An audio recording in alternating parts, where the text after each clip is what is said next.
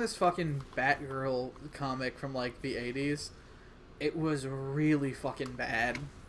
Like it was a sequel to a story. It was like from 1988, so it was like post-crisis. It was a sequel to a story from like 1980 that picked up after her failed congressional re-election because Batgirl was a congresswoman in the 70s. It was weird. The 70s were weird.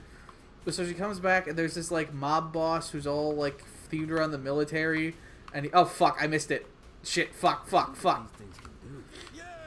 Well, like, so this assassin, like, tries to kill her, and she's like, oh, this is dangerous, why was I doing this all this time? And she quits, and then Batman is like, well, I'm gonna catch him, and she's like, well, I gotta finish the job, and then she's like, oh, I'm gonna keep being Batgirl. It's like, okay, fine. But so this story is set, like, later, even though the whole her being part of Congress and her dad knowing her identity were retconned out of the history. And, like, the assassin is like comes back around, like someone at her job at the library gets stabbed and his hat is there, and she's like, oh, this is related to me, this was left here for me. No, it was completely random happenstance that the son of the crime boss was stabbed and left with the hat of the assassin who she has like a personal connection with that no one remembered. That's stupid. Yeah, it's like he got killed along with a bunch of other people by like a new vigilante who's going around killing like rapists and domestic abusers who got off, and like that's a good thing. Like I don't think anyone would want them to stop. But so like, well, you're killing people. It's bad. Pretty much, but you think at least they'd be like, all right, well let me take care of this assassin, then I'll deal with them. No, she makes the rapist killer the priority. Like, oh, I have to deal with them first. They're the much greater threat. Oh my god. Yeah. Exactly, especially because the whole story is about this like assassin guy who like, you know, fucked her up in the head for a while and traumatized her. That is the takeaway. Like there's literally a part near the end of it where like she attacks him in his house and he's got her like dead to rights. He's about to shoot her and all she's got is one of the killer's knives. And then the killer is coming up, about to kill him, and she's like, no, I can't let someone else kill somebody, even if they're gonna kill me. So she knifes the rapist killer and stops her from saving her. Oh my god. Yeah, it's completely ridiculous. And initially I was like, okay, this had to be written by a guy, right? No. It was written by a woman, and that makes it so much worse. Like, yeah, like, honey, what were you trying to do here? What was the message you were trying to send? Because there's a lot of conflicting information here. And then it was still her, at the end, she still quits being Batgirl at the advice of her old friend Marcy, who had never shown up before that story and didn't show up again after. And, like, they tried to red herring who the fucking, like, the rapist killer was. Like, oh, Marcy is wearing pink like the killer. And, oh, also the wife of the assassin is also wearing pink like the killer and gets domestic abuse, so it must be her, right? No, both of those are red herrings, and we never find out who they are, so it was entirely pointless. Got it. That sounds the most annoying thing ever. That would make me pissed off. No, but you want to know what the best part is? Oh. 3 months later, The Killing Joke came out. Oh. Yeah, that just compounds the issue so much more. Like, this was like supposed to be her grand send-off. You're like the final battle. Oh, wait, hold on. Before we do this, I need fucking ammo. I am almost completely drained. But yes, like this was supposed to be like the last adventure of Batgirl, her big send-off, and that was what they went with. And then almost immediately afterwards, Killing Joke. Oh god. Yeah, and I'm sure that part was just like they didn't talk to each other. They probably just both stories were being written at the same time, and no one was like, hey guys, maybe hold off. You shouldn't maybe Yeah, it's like I was like, I read the end of it and I was like, are you fucking kidding me? And the killer also never shows up again later. So, and the assassin is dead. So like they never did any kind of follow up to it. So it was all for nothing. That kind of pisses me off, honestly. Yeah, it was real bad. I was like, what the fuck? I'm gonna make a video about it on like my solo channel. Just because it's so bad, and it's like one shot and like 2 short stories from like beforehand, so I could easily knock it out in like a day. like a few hours if I really tried. That just sounds awful, honestly. It makes me want to die, you know? It's not the worst thing. Like, it's not an unreadable story. It's just really cringe. Like, in how how not self-aware it is. But it's also from, like, the 80s, so, like, they didn't exactly have all the best views on things. But yeah, it was bad. Yes. Well, let me guess, we just infiltrate, kill stuff, that's it? Well, no, we have to, like... It's capture the flag. We have to, like, capture 3 points. And I'm just upgrading my weapons right now, so... Well, I'm doing it. It's pretty easy. Just kill all the enemies surrounding the thing and stand in the hole. And the enemies don't respawn all that fast, so unless you're just completely retarded, it's really easy to, like, clear the room and then you're fine. Like, I managed to do it even on, like, hard mode. And doing a stupid challenge where you have to do it on a motorcycle. Which is a colossal pain in the ass. Anyways, I got upgraded weapons, you know. Well, I've got my fucking auto-fire shotgun, so I'm good. Oh, so one of those motherfuckers actually going for it? Seriously? Really? Yeah. Oh, you're really going for it, huh? You die. Hey, that one's captured already. Yeah, go for them. King of the Hill. Huh? King of the Hill on CTF. Oh, your FPS genre. And... Oh, this one's actually kind of fun, honestly. Hey. Defend the middle one, and I'll go grab the left one. Yeah, double stomp. Oh, I guess we capture very quickly together, I guess. Yeah, as long as like they don't go for one of the other ones before this fills up, we're good. Oh, that was easy. Yeah. Oh, that reminds me. I gotta get a fucking like easy button or something for Comic-Con. Because I gotta get like one of those like buttons so you can like record a thing onto it. Because the costume, I'm gonna cosplay as the fucking Pizza Brothers guy from that new Pro ZD thing he's been doing. I love it. It's so funny. I think I sent you a couple of the clips of it. Yeah. It's like the last 10 seconds of an overly dramatic slice of life anime about pizza. All I've been doing is I'm gonna try to I was listening to. Do you have a bag? Can I borrow your bag for the costume if I can't get one? Yeah, but it's not the right colors and it has some blood on it. And I'll add to it. Okay. It has a blood stain of my friend's ex-stepmom's blood. Wait, what? It wasn't like anything violent. It was just I was sleeping over at his house and she happened to cut her finger while in his room and it just bled on my bag. Oh my god. Yes, the stain would not come out. I tried, and so yeah, so there's just like a blood stain from his ex-stepmom because his dad cheated on her with this awful Italian woman who is a disgrace to all Italian women. She can't even fucking cook. She's like a dead-ass Jersey Shore Guidette after her prime. She stole all my friend's weed and then gave him weed for his birthday once and then took it and smoked it. She's just like absolute white trash. That's like a South Park character. Yeah, and his stepmom before, she was perfectly fine. She was a nice, lovely woman. Never had a problem with her. But his dad is kind of a dumbass. And is also kind of racist. Oh. He has special words that he uses in place of, groups that he dislikes so that he can talk about how much he dislikes them. Oh. Like, oh, I hate those Mondays. Or which is his code word for the Jews. Or those damn Canadians is his equivalent of black. And then I think if I remember correctly, his word specifically for Puerto Ricans I think was Northern Canadians. Oh god. But I don't remember if that was 100% accurate. The other two were absolutely that was what he said. The other one I don't remember. That's honestly really bad. Yeah.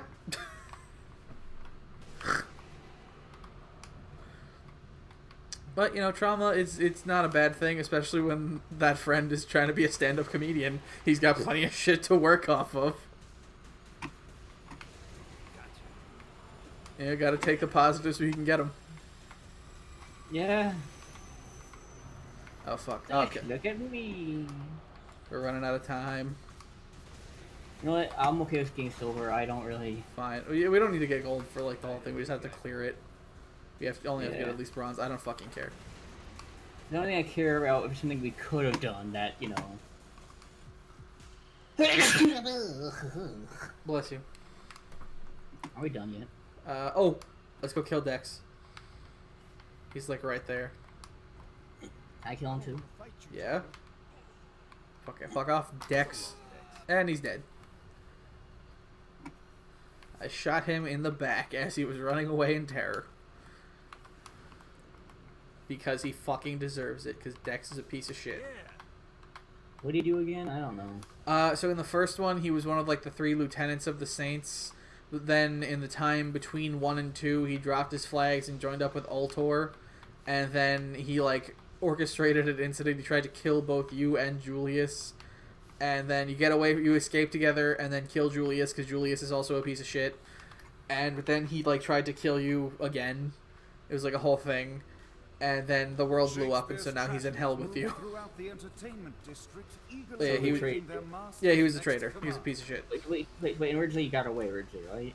Huh? Yeah, he got away scot-free up until the world exploded, and now this is his, you know, his comeuppance. That we have to kill him over and over again, and if we kill him 7 times, we get a special kind of shitty pistol. Alright, let's go for Dane. Uncle Dane? Yeah, let's clear the, like, finish the loyalty stuff, and then, like, knock off for the night. That sounds good. That way, That way, like, next session we can just kill Satan and then play some Battleship. Oh boy. Did you claim it? While his wife Laura I was sent you admitted Battleship. the Heavenly Father was less forgiving of poor Tobias, whose shirtless antics Oh, Toby. Why'd they have to send Toby to hell? inside the Great Inferno.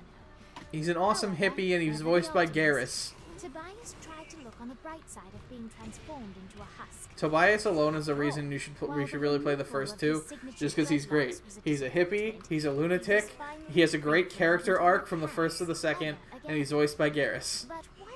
And he's a bro. Because, like, in the first one, he's one of the drug dealers that you have to, like, you know, ferry around to earn respect. But then the second one, like, because there's also another drug dealer, Laura, who was, like, an upper-class, like, suburban mom, who was also a drug dealer, and between games, they fell in love and got married, and they're so cute. Because he's still a fucking hippie in, like, ginger dreadlocks and doesn't wear a shirt or shoes, he just wears, like, he wears, like, green Rasta pants and a necklace. But they're just so cute together, and he's also a helicopter pilot and helps you blow up a fucking drug farm, and it's awesome. Because this is really easy to go on. Oh, yeah, no, 100%. Especially when I have, like, a shit ton of experience with this specific version, because I got, like, all the achievements. And one of them is, like, you have to hit, like, 5 fucking garbage trucks without touching the ground. It's a pain in the ass. Plus, if you just hold forward, like, 90% of the time, you can just keep fucking rolling. As long as, like, you're holding the run button. I just passed over you, did you see? Hi. Woo! I'm just flying through the air. I almost missed the road. Oh, God. A comet blew me off the road into a cliff wall, and I ricocheted off the cliff wall back onto the road right where I was. Yeah, I think once I stop, we'll have, like, enough points, but I'm gonna keep going, see how long I can take this. Woo! Oh, Jesus Christ. I'm just fucking cartwheeling in the air. It's awesome. I think this one's fun, honestly. Oh, yeah, this is probably my favorite of the insurance frauds. Just because, like, in 2 and 3, actually, I think it was also in 1. But in the older ones, it kind of sucks because they were bound to, like, real physics. At least relatively. You have explosions just popping out of nowhere. I'm literally up to 1 million. Oh my god. Like, yeah, fuck it, I'm stopping. Like, this will put us at, like, 2 million. Like yeah, there you go. Jesus. Yeah, like, in one go. It's great. These ones are fun. Honestly, these are fun just because, like, the explosions honestly add to it, too. Yes. Make it more chaotic.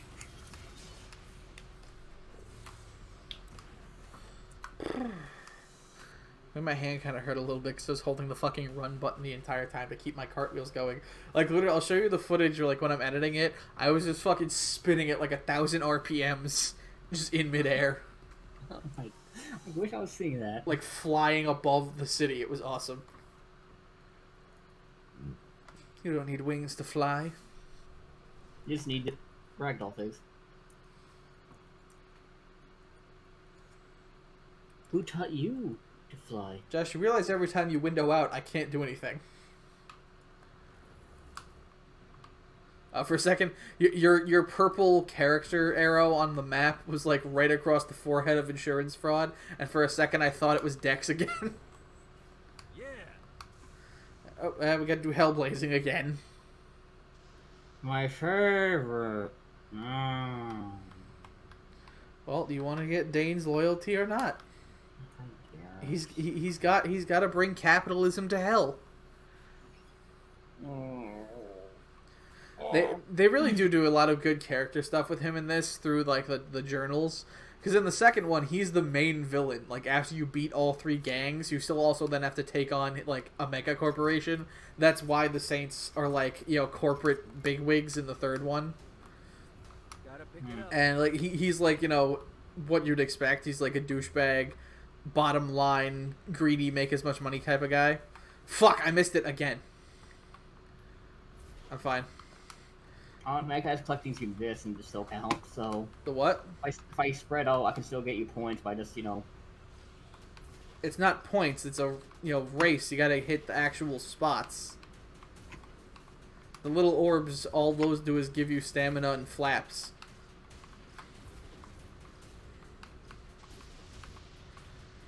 But, you know, this one did, like, a lot of good character stuff, because, like, it shows that as soon as he got to hell, he was, like, very introspective about it. And he's like, you know, I knew when the Saints would eventually get here, I'd want to stand beside them. And, like, he learned, like, that he was always a kingmaker, never a king. Like, he actually did change and grow as a person.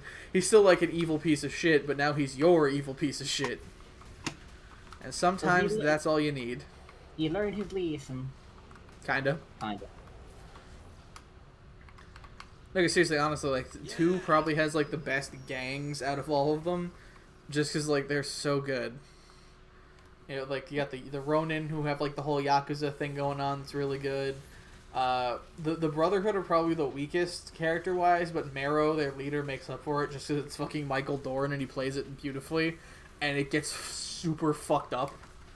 Like, there's so many fucked up deaths in that game.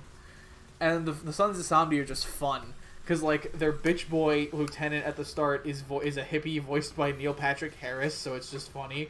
And then they fight you you get to fight a voodoo guy who won't die. Oh yeah, I remember. Yeah, it's so good. They They kind of show up in this. In one of the endings. Where's the next mission? Fucking game. Tell me where to go. Mayhem again. Hopefully with better weapons. I want to call after this one. Let's finish whatever the missions are for, Oh shit, I was jumping, that's why I was trying to... It's fine.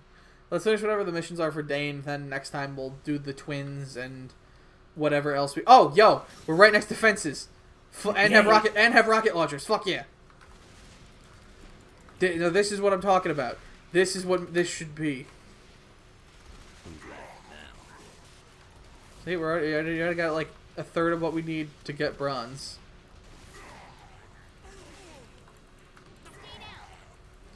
You know what I've been rewatching lately is Two Broke Girls. Do you ever watch that? No. It's really funny. It was like Kat Dennings was like one of the main characters. It's about this like super rich girl. Her dad gets caught in an embezzling scheme, and so she loses all of her monies and all of her stuff, and she is now a poor. And so she gets taken in by this like badass girl who lives in like a shitty apartment, and they start trying to make a cupcake business. It's such a funny show. Like, it's so good. It was made in like the early 2010s, so like they've got like a super pervy chef who that's like 90% of his personality. He just makes like horrific innuendo. And they have a short little Asian man as like their boss, and so he's pretty much entirely short and racist humor. Oh, but it's funny. He's very endearing, like he's very wholesome, and you really makes you really root for him. No, like literally, there's this one part where like someone's robbing the diner that they work in that he owns, and he's like, "Oh, you can have everything in my fanny pack. But can I please take out my prayer beads? They've been in my family for hundreds of..." And then he pulls out a fucking gun. He's like, "Not this time, homeboy." It's like it's such a funny show. Like, all the characters are very endearing. They have this one, like, this like upstairs neighbor, Sophie, who's like this like Polish lady who's kind of a lunatic, but she runs like a maid service, and she like has tons of money, so she helps them with stuff. And she ends up dating the pervert guy and, like, cleaning him up. Not to the point of not making him a pervert, but he's, like, her pervert. So most of his energy is directed at her. And he does, like, change. Like, he, like, takes his life more seriously. He's, like, exclusive to her. And, like, their relationship builds up over the course of it. They get married. They have a baby. It's very, like... It's a good show. It's ocean 100%. It is. Oh. Yeah, we got at least silver. Oh, garbage trucks are big money. So it would be kind of better if it, like, didn't get exploded constantly. And, like, thrown around at waste time. Like, I feel like we should be, like, at least immune to knockback. Oh, it fucking ended right before my rocket was about to hit more fences. Oh. I just found another, fucking pod of fences. Why are fences so worthful in the games? Like, I don't know, fences are expensive. Like, in every single game, it's fences being the most valuable asset. I think part of it is just because, like, there's a lot of them, but only clumped together, so you can kind of abuse it, but not to the point that it makes it, like, OP. But also because fences are legitimately expensive. More than giant monster cars. Well, in fairness, this is hell, so Satan can probably just, like, conjure those fucking things. Yeah, he has to buy his fences from earth.com. Gotta do salvation again! This one's my least favorite because it's so slow. I think there's only 3. I think this is the last one. I mean, this one's not bad. I just don't like doing it over. It's tedious. And I'm not sure what I think the next one is another marshalling ground, but I don't remember.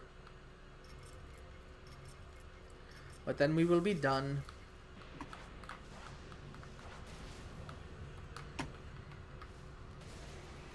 We got to practice for being Superman. That reminds me, there are a few Superman games we should play on here. Like what? At least 2 of them. We should do Death and Return of Superman on, like, the Genesis or SNES. It's actually really good. Like one of the worst comics. Yeah, that's part, like, it's one of the worst Superman stories, but the game is actually good because, like, you get to play as all the different Supermen, and, like, they all pretty much play the same, but they have unique elements that, like, make them somewhat different and unique. So it's a fun playthrough, and it's, like, challenging, but not impossible. So, like, it makes you want to beat it because it's like, oh, I can do it. I was so close. Like, it's really good. And then Superman, the Man of Steel, which was, like, the Xbox exclusive one. Just because, like, it's adapted from a weird sort of PSA comic about Y2K for some reason. And it's just pretty bad. Wait, hold on, what? Yeah, there was this weird Superman PSA comic came out in, like, 2000. It was, like, kind of about Y2K. And it introduced Brainiac 13, which is the one that looked kind of buff and has tentacles. You may have seen it at some point. But yeah, they made a game based around it. It's weird. And it was only on the Xbox for some reason, and I have it. So we could do that. Oh, and there's also Shadow of Apocalypse, which is like the console one based off the animated series that was not Superman 64. And it's like playable, but only kind of. Johnny Depp. Like, the first couple levels are fine, then you get to the fucking dam level, and it's like the first half is fine, and then it becomes practically impossible. Because there's a shit where you gotta stop the dam from bursting. So there's like 3 different spots. I broke the dam. Well, you could just, stick your finger in the dike like the boy in the fable. But no, there's like these 3 spots that you have to stop from, like, breaking. And you have to go up to them and, like, rapid tap a button. But you can't do them one at a time, because they're all coming out, like, super fast. So you have to switch between them. And it's really annoying. Ugh. Yeah, it's like the only way realistically to get past it, unless you want to spend hours trying to do that, is to use cheat codes. That's also one of the only ones. Speaking of shitty games, we're gonna have to play. Let's play Dark tomorrow, aren't we? At some point. At some point, yeah, you have to play Dark tomorrow. Wasn't the deal was one of us takes care of. Yeah, I do the jumping segments and you do the fighting segments. And we both kind of vomit. Yes, because we're not gonna finish it. We're not. It's just terrible. I wouldn't want to put you through that. Like I love torturing you. It is one of the things that gives me joy. But even I'm not that cruel. Oh, Dex again. Gotta pick it up. Let me kill him this time. Fine. I want to kill him with the worst thing in the game. The imps. If you can. He's just fucking standing here. Oh, yeah, I got too close. He's not just standing here.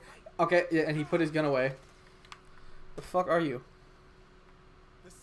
What does he do? He's got a gun.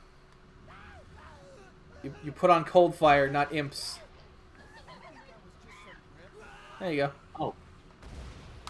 Alright, to the extraction facility. Let's see what these things can do. Why? Ugh. Literally, doing this one on a motorcycle was kind of a pain in the ass, but it was also like, because you have to get the motorcycle into the facility, which like in and of itself is hard. But you just gotta get the motorcycle like into the circle, and then you can get off of it and kill shit. So it's not like impossible; it's just annoying. No. But I got my full auto shotgun and my stomp, so it's not that big a problem. You know what we really should do in here, though, at some point, is Deadpool. It's fun, and it's, like, relatively short. We could get through it in probably, like, a couple of sessions. Plus, it's Deadpool. You like the Deadpool. You've taken a trip to the pool from time to time. I do wish they canonized Dopinder. I would love if they canonized Dopinder. Yeah. He's like one of the best parts, honestly. Like, he was just a nobody guy, but he worked so well. Like, every once in a while, I'll see that actor and stuff, and I'll just like, oh, Dopinder. Yes, I finally got that last achievement. What? The only achievement I had left was playing this in co-op for 3 hours. Alright, let's go meet up with Dane, and then we'll stop for the night. Finally, I'm free. But yes, so now I finally have all the achievements, so yet another completed game under my belt. Which is that we have fulfilled the only reason we were doing this. Oh. You have served your purpose. Fine, I can die. Great work.